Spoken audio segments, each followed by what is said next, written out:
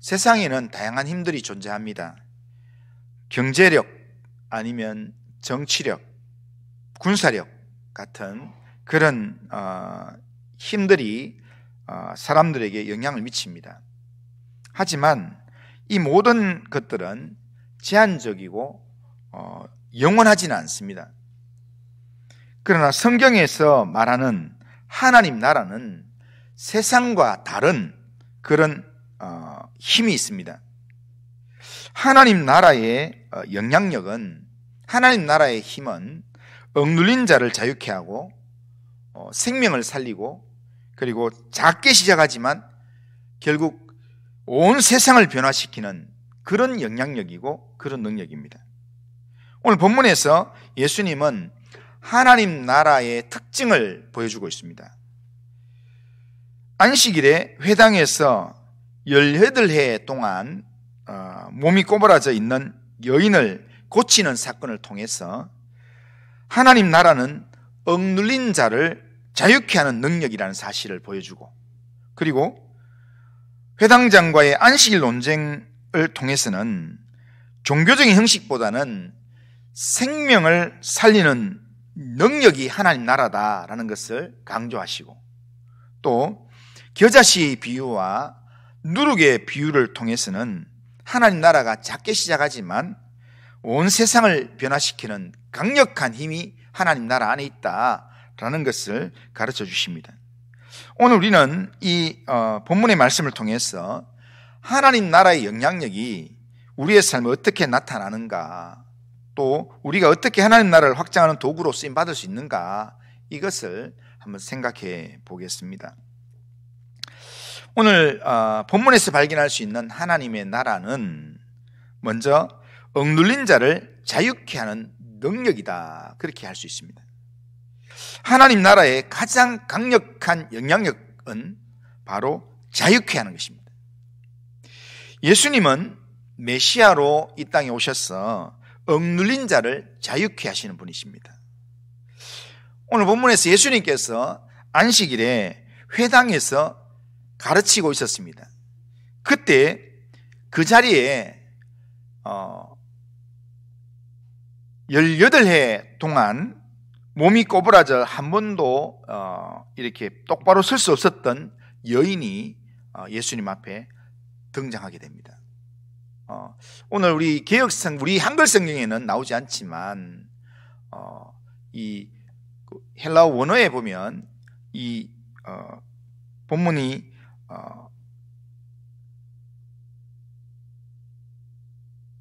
구절이 시작되면서 앞에 무슨 단어가 나오냐면 보라라는 단어가 나옵니다. 그러니까 예수님께서 안식일에 회당에서 가르치고 있는데, 그런데 보라, 여인이 등장했다, 이렇게 나옵니다. 여인이 있다, 이렇게 합니다.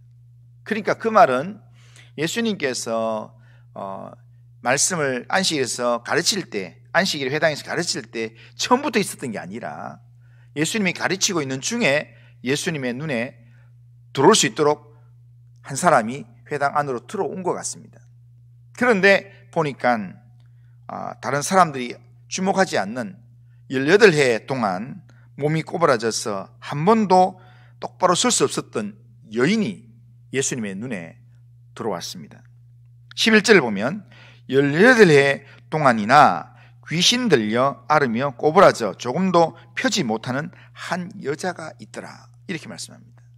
그런데 여기서 누가는 이 사람이 몸이 꼬부라져서 평생을 18해 동안 한 번도 몸을 못 폈다라는 그걸 이야기하면서 누가는 뭐라고 하냐면은, 누가는 귀신이 들려 앓는 여자였다, 이렇게 얘기합니다. 그러니까 이 여인의 상태는 단순히 육체적 질병 정도가 아니라 영적인 억압에 의한 지금 몸이 쪼그라들어 있는 상태라는 겁니다. 그런데 여기에 18해 동안이라고 말합니다. 이 18해 동안이라는 말은 최악의 상태로 지금까지 이어져 왔다라는 것을 이야기합니다. 왜냐하면 18해는요, 우리가 일반적으로 6을 3번 한 숫자입니다. 그러니까 6을 3번 하면 18이잖아요.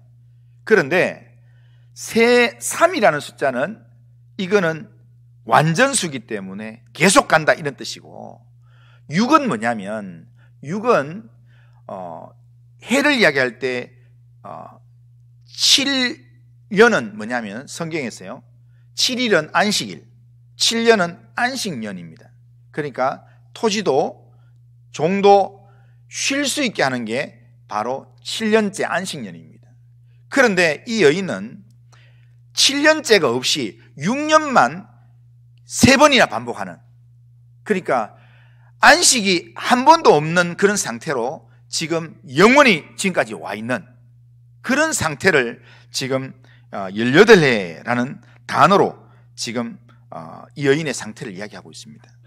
그러니까 스스로 회복할 능력이 없는 절망적인 상황이 이 여인의 상황이다라는 것을 지금 이 숫자로 이야기하고 있는 것입니다. 그런데 이 여인을 예수님께서 보시고 이 여인을 부르셨습니다. 12절을 보면 예수께서 보시고 불러 이르시되 여자여 내가 내 병에서 놓였다 하시고 이렇게 말합니다. 이 여인이 자기의 이 문제를 예수님 가져와서 예수님께 고쳐주세요 이렇게 말했는 게 아니라 예수님이 먼저 그 여인을 보시고 부르셨다는 겁니다. 하나님 나라는 우리를 보고 먼저 찾아오시는 하나님의 사랑에서 시작된다는 겁니다. 우리가 하나님을 찾기 전에 하나님께서 우리의 삶에 먼저 찾아오셔서 우리를 위한 일을 시작하신다는 겁니다. 그게 바로 하나님 나라의 시작입니다. 우리의 삶에서 특별히 내가 영적으로 또 정서적으로 육체적 억압 속에서 도움을 구할 힘조차 없을 때, 그때 예수님이 먼저 나를 보시고 나를 찾아오신다는 겁니다. 그러니까 아무도 나를 주목하지 않는 그런 나의 이 답답한 상황 속에서 주님은 나한테 찾아오셔서 내 곁에 계신다는 겁니다. 나에게 말씀하신다는 겁니다. 그러기에 우리는 이런 주님을 우리가 기대하고 이런 주님을 믿음의 눈으로 바라보고, 그리고 이 주님을 내 가까이 와 계신 나에게 지금 주목하셔서 말씀하시는 그 주님께 영적인 눈을 떠서 주님의 소리에 귀를 기울이고, 그리고 주님께 우리의 전부를 맡기기만 하면 된다는 겁니다. 예수님은 몸이 꼬부라진 여인을 보시고 부르시면서 그 여인에게 선언을 했습니다. 여자여 내가 내 병에서 놓였다라고 선포했습니다. 여기서 중요한 점은 치유가 단순히 이 몸을 낫게 하는 기적 정도가 아니라 자유케 함의 선언이라는 겁니다. 예수님의 말씀에는 능력이 있습니다. 여기서 놓였다라는 이 말은 완전한 자유를 의미합니다. 그러기에 이것은 단순히 병에서 나았다 이런 의미가 아니라 사단의 억압에서 해방되어서 완전히 자유로운 영혼이 되었다라는 그런 의미입니다. 16절에 보면 예수님께서 이 여인을 이야기할 때 18해 동안 사단에게 매임바 된 여인이라 그렇게 얘기합니다. 이렇게 18해 동안 사단에게 매임바 된 상태에 있던 이 여인을 예수님께서 풀어주시고 자유케 하는 선을 하셨다는 겁니다. 예수님의 말씀은 죄와 사망, 두려움과 절망에서 우리를 자유케 하는 능력이 있습니다. 예수님의 말씀의 능력이 있습니다. 우리는 여전히 우리의 삶 가운데서 두려움도 있고 때로는 죄책감도 있고 상처도 있고 단 억압 속에 살아갈 때가 있습니다. 하지만 예수님의 말씀이 내 심령 가운데 선포되면, 예수님의 말씀이 내 마음 가운데 들어오면, 예수님의 말씀을 믿고 우리가 받아들이면 하나님 나라는 우리 안에서 참 자유를 가져다 준다는 겁니다. 평안을 가져다 준다는 겁니다. 우리가 굉장히 두렵고 힘들고 어려운 그런 상황 가운데서 주의 말씀이 믿어지고 주의 말씀이 내 안에 딱 들어올 때 세상이 줄 수 없는 그런 평안과 그런 이 마음의 기쁨이 우리 마음 가운데 일어난다. 그게 바로 하나님 나라의 시작이라는 겁니다. 예수님께서 이 여인에게 말씀하시고 이 여인에게 안수하시니까 여인이 즉시 치유되고 회복되었습니다. 그리고 난 다음에 이 여인은 온전함으로 하나님을 찬양하게 됩니다. 자, 13절을 보면 안수하시니 여자가 곧 펴고 하나님께 영광을 돌리는지라 그렇게 말합니다. 그러니까 여기에 하나님께 영광을 돌린다 이 말은 하나님을 찬송했다, 하나님 예배했다 이런 의미인데, 이것이 예수님을 통해서 이루어지는 하나님 나라의 능력입니다.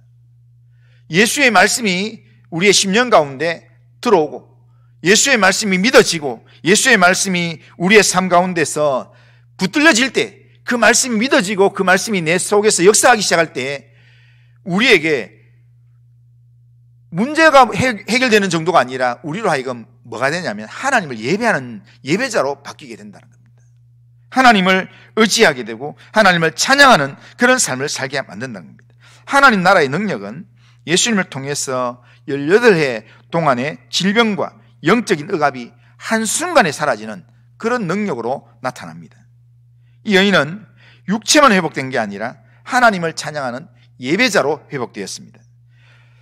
이 여자를 누르고 있던 모든 사단의 억압, 절망, 수치심, 괴로움 이런 모든 부분들이 다 사라지면서 새롭게 변화된 하나님을 찬양하는 예배자가 되었다는 겁니다.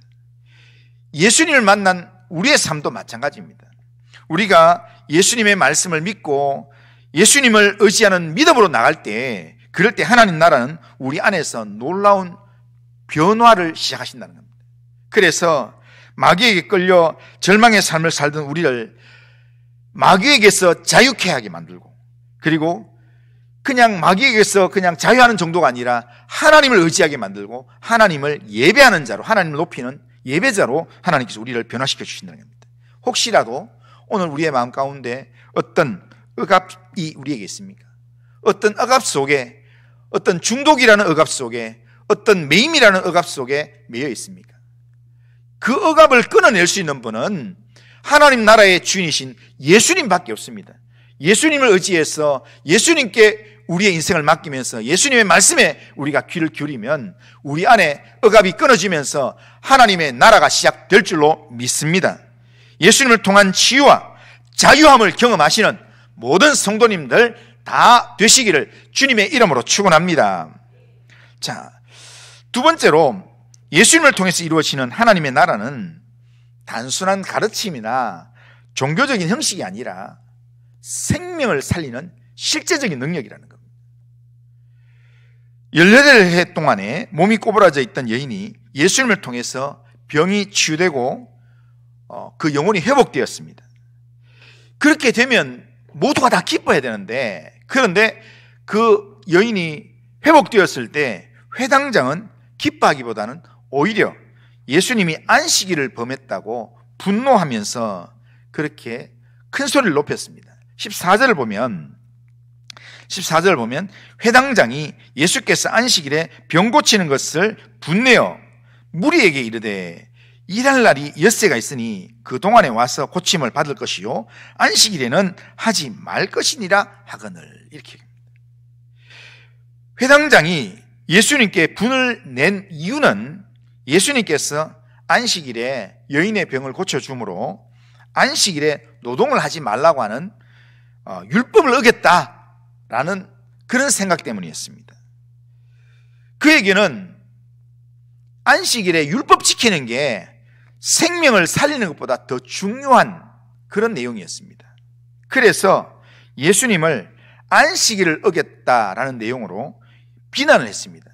그러면서 예수님을 비난하면서 예수님께 직접 이야기하는 게 아니라 오늘 본문에 자세히 보면요, 무리들한테 이야기를 합니다.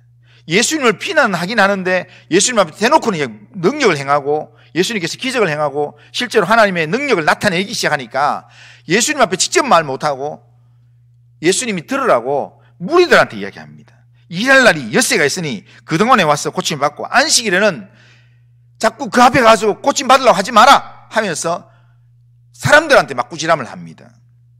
예수님이 들으라고 예수님을 향한 분노의 말을 무리들한테 지금 쏟아내고 있는 것입니다.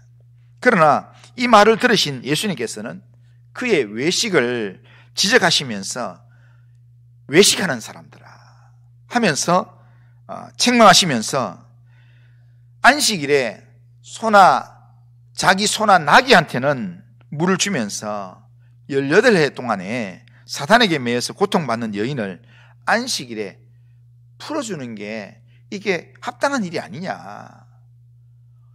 이렇게 귀신에게 지금 매여서 고통받는 여인을 안식일에 풀어주는 게 그렇게 네 마음에 뭐 마땅하냐.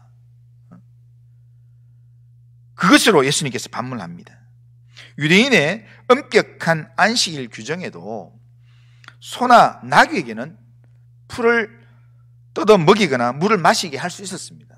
그리고 안식일 규정을 가장 엄격하게 그렇게 지키는 쿰난 종파의 경우에도 안식일에 가축들은 약 1,000규빗, 거리상으로 약 한 950m 아니면 언제든지 가축들을 끌고 가서 먹이고 마시게 할 수 있다라고 되어 있습니다. 그런 융통성을 가축들한테는 보이는데, 그런데 유독 사람에게만 조금 더 융통성을 못 부리면서 안식일에는 아무것도 하면 안 된다, 이렇게 이야기하면서 이렇게 가축들한테는 허용하면서 사람에게는 조금의 융통성을 부리지 못하는 이런 사람들의 모순을 예수님께 지적하면서 회당장과 그에 동조하는 사람들에게 예수님께서 외식하는 자들아, 이 외식하는 자들아 하면서 호통을 치셨습니다.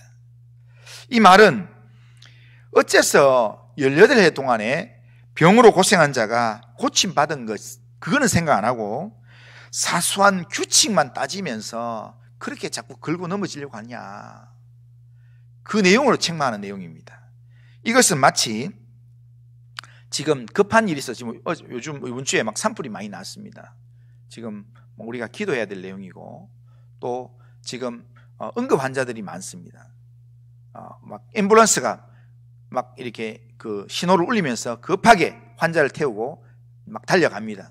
그렇게 달려가는데, 그런데 그렇게 달려가는 그걸 그러면서 이렇게 왜 주차들은 왜 신호 안 지키냐, 신호를 지키고 가야지. 생명을 살리는 것도 좋지만 신호를 지켜야지. 우리 보고는 지키라고 하면서 왜 저기는 왜 안 지키냐 라고 이야기하는 내용과 똑같다는 겁니다. 그래서 예수님께서 이 외식하는 놈들아 하면서 예수님께서 분노하셨다는 겁니다. 예수님이 왜 이렇게 분노하시는가 하면, 이 여인이 어떤 여인인가, 예수님께서 이 여인을 이야기하면서 아브라함의 딸이라 이야기합니다. 유대인의 이 사고에서 아브라함의 딸이라, 이 말은 뭐냐면 하나님의 언약 백성이다, 하나님께 속한 택한 백성이다, 이런 뜻입니다. 하나님의 택한 언약 백성이 18해 동안에 지금 사단에게 결박되어서 그렇게 고통 중에 있었다라는 그런 것을 예수님 이야기하는 겁니다. 그런데 그 여인을 예수님께서 사단의 억압에서부터 예수님께서 자유케 하신 내용이라는 겁니다.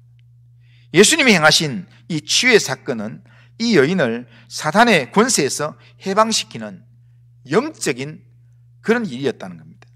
예수님께서 우리를 자유케 하실 때 우리에게 영적인 온전한 해방을 하나님께서 이루어 주신다는 겁니다.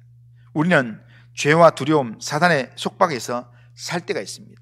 때로는 우리가 원치 않게 죄책감에 붙잡히기도 하고, 때로는 과거의 그런 상처에 붙잡히기도 하고, 때로는 어떤 두려움이나 아니면 중독에 붙잡혀서 헤어나지 못할 때가 있습니다. 그럴 때 예수님의 능력은 예수의 능력이 우리에게 덮여지고 우리에게 임하면 우리에게 그냥 겉모습만 바뀌는 정도가 아니라 예수님은 우리의 내면 자체를 바꿔버린다는 겁니다. 우리를 거듭나게 만들어 주신다는 겁니다. 우리에게 생명의 능력으로 무장하게 하는 능력이 바로 예수님 안에 있다는 겁니다. 내게 있는 사단의 결박을 완전히 끊어내시는 분이 바로 예수의 능력이라는 겁니다. 이런 예수님의 능력을 믿고 의지하기를 주님의 이름으로 축원합니다. 이런 예수님의 능력을 믿고 성경에 있는 구절 하나하나 가지고 율법적인 그런 어리석은 논쟁들, 그런 것들은 좀 내려놓고, 그리고 예수님의 능력을 우리가 의지하고 예수님의 능력으로 생명을 살리는 일에 나 자신을 내려놓고 생명을 살리는 일에 우리가 주님의 말씀에 순종하고 나아가는 그런 삶을 살 수 있기를 주님의 이름으로 축원합니다. 이런 예수님의 말씀을 우리가 받으면, 이런 예수님의 말씀, 형식적인 이렇게 종교적인 형식인 게 아니라 그냥 생명을 살리는 능력으로서의 예수님의 말씀을 붙잡으면 우리는 그 말씀에서 반응이 나타나게 되어 있습니다. 자, 17절을 보면 이렇게 합니다. 예수께서 이 말씀을 하심에 모든 반대하는 자들은 부끄러워하고 온 무리는 그가 하는 모든 영광스러운 일을 기뻐하니라.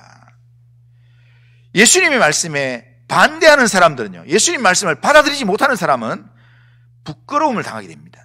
마지막 때가 되면. 하나님 나라의 일은 꼭 그런 특징이 있습니다. 하나님 나라의 일들은 그걸 믿지 못하고 받아들이지 못하면 결국에는 부끄러움을 당하게 되어 있습니다. 그런데 하나님 나라를 경험한 사람은 속에서 기쁨이 생기게 되어 있습니다. 찬송이 나오게 되어 있습니다. 이게 하나님 나라의 특징입니다. 하나님 나라를 실제로 경험했을 때, 하나님 나라가 실제로 임했을 때 하나님 나라를 경험한 사람들의 그 심령에, 그 삶에는 기쁨과 감사가 넘쳐나게 된다는 겁니다. 생명을 살리는 능력이 나타나기 때문에 생명을 살리는 능력을 경험한 사람은 자연스럽게 찬양이 나오게 되어 있습니다. 자연스럽게 감사와 기쁨이 나오게 되어 있습니다. 생명을 살리는 하나님의 능력이 우리 안에 역사하고 우리를 통해서 역사함으로 하나님 나라가 주는 기쁨과 감사와 찬양이 있는 성도님들 되시기를 주님의 이름으로 축원합니다. 마지막으로 하나님 나라는 작게 시작하지만 온 세상을 변화시키는 하나님의 능력입니다. 예수님은 이 말씀을 마무리하면서 겨자씨와 누룩의 비유를 하나님 나라의 비유로 말씀하셨습니다. 그런데 오늘 18절 시작하면서 보면 그러므로 이렇게 합니다. 그러니까 앞에 이야기했던 전부 다를 정리하면서, 그러면서 예수님께서 이 정리하는 차원에서 그러므로 하나님 나라는 이렇다라고 이야기합니다. 자, 18절 19절을 보면 그러므로 예수께서 이르시되 하나님의 나라가 무엇과 같을까? 내가 무엇으로 비교할까? 마치 사람이 자기 채소밭에 갖다 심은 겨자씨 한 알 같으니 자라 나무가 되어 공중의 새들이 그 가지에 깃들였느니라. 그렇게 말씀합니다. 여기서 겨자씨의 특징이 뭐냐면, 예수님께서 언급하신 겨자씨의 특징이 뭐냐면, 겨자씨는 씨 중에 매우 작은 씨입니다. 그러나 이 겨자씨의 특징이 뭐냐면, 자라면, 채소밭에 딱 뿌려가지고 자라면 다른 채소들과 비교했을 때 크게 자란다는 게 특징입니다. 어느 정도로 크게 자라는가 하면 적어도 3m에서 많이 크면 5m까지 자란다는 겁니다. 그래서 다른 채소에 비해서 거의 나무 같다라고 사람들이 느낀다라는 겁니다. 그래서 새들이 채소밭에 오면은 이렇게 다른 데 안 앉고 거기에 앉게 된다는 겁니다. 이게 마지막 에스겔서나 다니엘서나 마지막 때에 하나님 나라가 이루어질 때 그때 나타나는 하나님 나라의 현상입니다. 새들이 깃들이면서 거기에 정말 엄청난 능력이 나타나는 그런 결과가 하나님 나라의 모습이라는 겁니다. 그러니까 작은 시작이지만 강력한 성장력을 보여주는 것, 이게 하나님 나라의 영향력이라는 겁니다.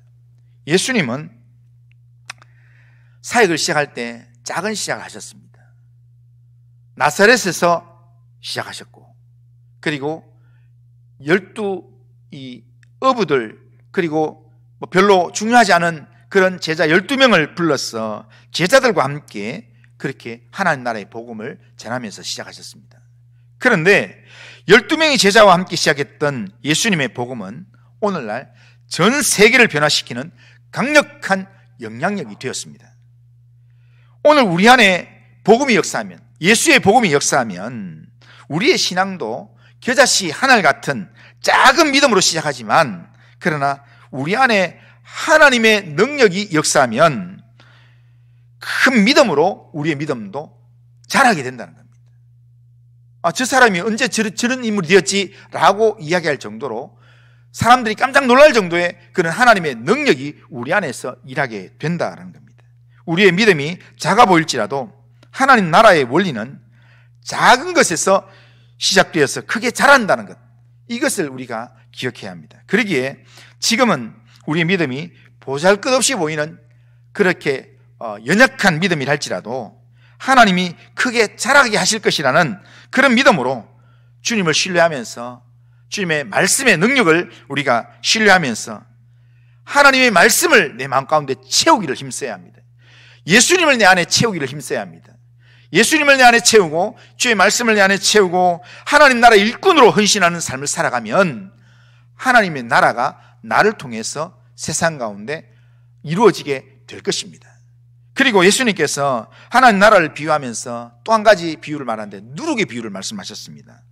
21절을 보면 마치 여자가 가루 서말 속에 갖다 넣어 부풀게 한 누룩과 같다, 그렇게 말씀합니다.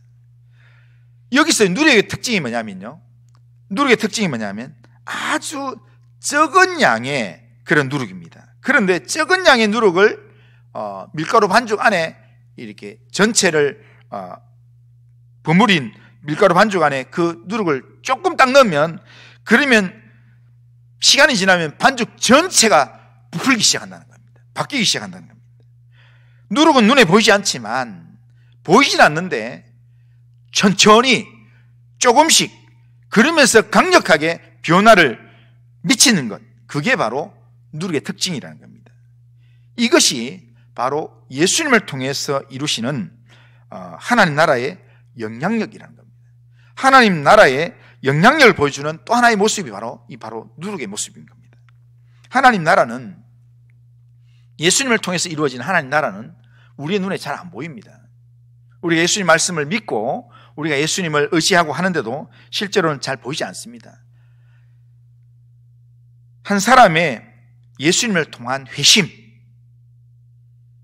예수님을 믿는 믿음으로 주님 앞에서 말씀에 순종하는 작은 순종, 작은 헌신, 이것이 하나님 나라의 우리 안에서의 시작입니다.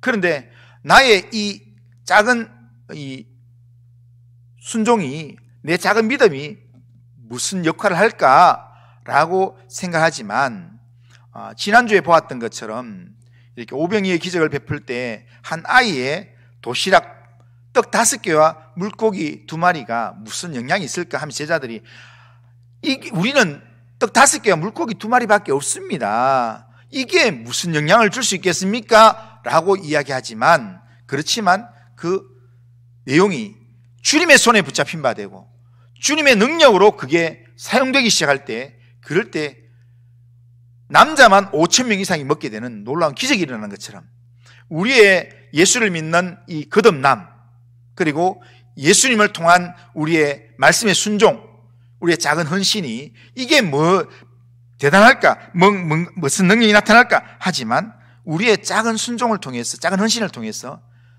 많은 사람들이 변화되는 놀라운 역사가 시작된다는 겁니다. 한 사람이 이 하나님 나라의 도구가 되면 그 사람을 통해서 결국에는 온 세상이 바뀌게 된다. 왜냐하면 하나님 나라는 우리의 가치관을 바꾸고 우리의 사고방식을 바꾸고 우리의 삶의 태도를 바꾸기 때문입니다. 그래서 그냥 이 반죽한 이 밀가루 반죽이 그냥 누룩이 들어가기 전에는 그냥 똑같은 그냥 있지만, 그 반죽을 있지만, 그게 누룩이 들어가는 순간 그게 바뀌기 시작합니다. 부풀기 시작한다는 겁니다.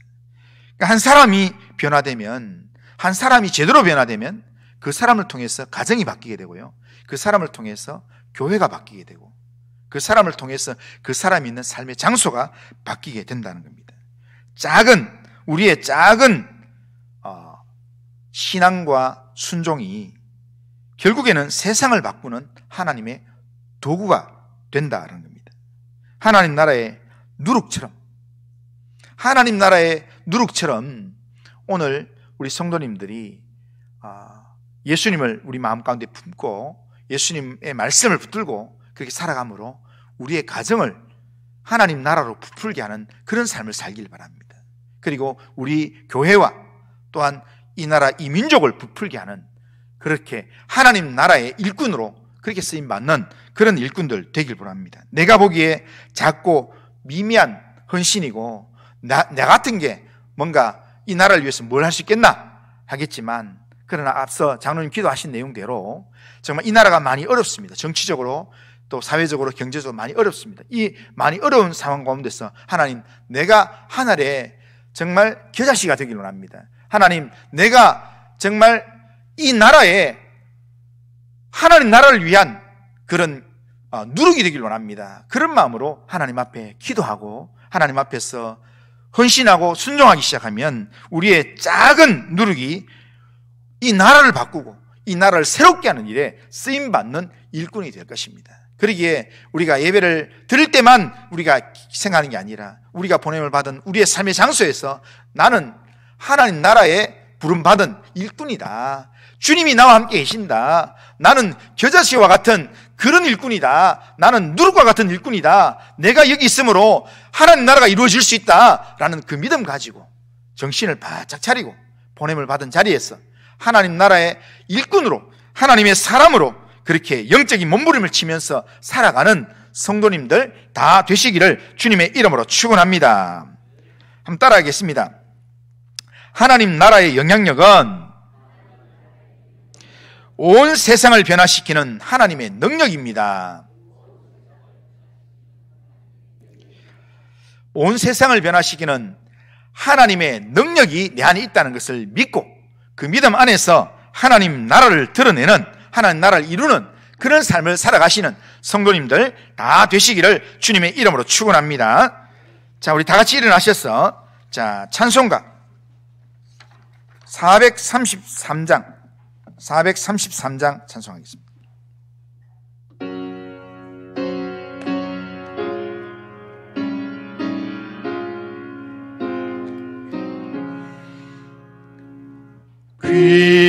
귀하신 주요 날 붙드사 주께로 날마다 더 가까이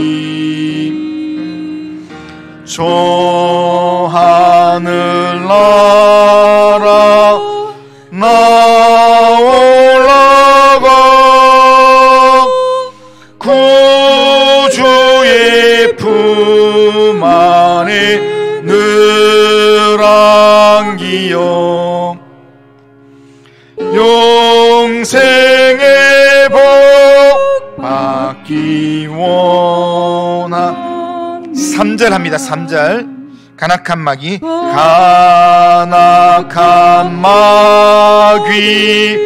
날 꾀어도 주 예수 앞으로 더 가까이 이 세상 속한 그 허영심 또 추한 생각을 다 버리니 정결한 마음 내게 늘 주소. 이 세상 내가 살 동안에 이 세상 내가 살 동안에 주께로 날마다 더 가까이 저 외는 천국 나 들어가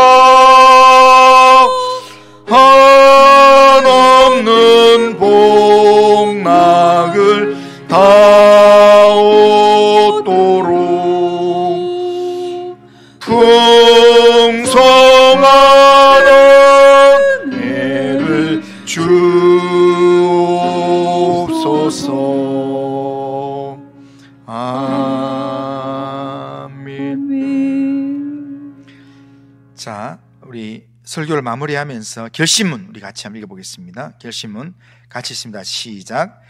전능하신 하나님, 억눌린 자를 자유케 하시는 예수님을 믿는 믿음으로 하나님 나라의 능력을 체험하는 삶을 살아가겠습니다. 율법 준수에 관한 논쟁보다 더욱 생명을 살리는 믿음의 삶을 살아가겠습니다. 우리의 믿음이 작은 믿음이라도 하나님 나라의 능력을 믿는 믿음으로 하나님 나라의 영향력을 사모하며 생명을 살리는 일에 헌신하며 살아가게 하옵소서. 아멘. 이런 결심과 기도 제목으로 또 한 주간을 또 믿음으로 살아가기를 주님의 이름으로 축복합니다. 기도합니다. 거룩하신 하나님 아버지, 오늘도 예배를 통해서 말씀을 듣게 하신 하나님 감사합니다. 오늘 예수님을 믿는 믿음의 사람으로서 예수님을 통해서 억눌린 자를 자유케 하고 생명을 살리며 작게 시작하지만 결국 온 세상을 변화시키는 하나님의 능력, 하나님 나라의 영향력을 확신하면서 예수의 사람답게 하나님 나라의 영향력을 온 세상에 드러내는 삶을 살 수 있도록 인도하여 주시옵소서. 하나님의 겨자씨 같은 믿음의 삶을 살게 하시고 세상에 보냄을 받은 영적 누룩 같은 믿음의 삶을 살 수 있도록 주님 인도하여 주시옵소서. 그래서 나를 통해서 세상이 변화되고 세상이 하나님의 능력과 하나님의 영광을 볼 수 있는 그런 믿음의 삶을 살 수 있도록 은혜를 베풀어 주옵소서. 하나님, 우리의 삶을 붙들어 주셔서 우리의 믿음이 작게 시작하지만 세상을 영적으로 변화시키는 그런 믿음의 삶으로 나아가도록 우리를 붙들어 주시고 인도하여 주옵소서. 예수님의 이름으로 기도드리옵나이다. 아멘. 주 예수 그리스도의 은혜와 하나님 아버지의 사랑과 성령의 교통하심이 억눌린 자를 자유케 하시는 예수님을 믿는 믿음으로 하나님 나라의 능력을 체험하며 우리의 믿음이 작은 믿음이라도 하나님 나라의 영향력을 사모하면서 생명을 살리는 일에 하나님 나라를 확장하는 일에 믿음의 삶을 살기를 원하는 이 자리에 있는 모든 성도님들의 심령, 그 가정 행하는 모든 일들 위에, 우리 교회 위에, 이 나라와 민족과 열방 위에 이제로부터 영원토록 함께 있을지어다.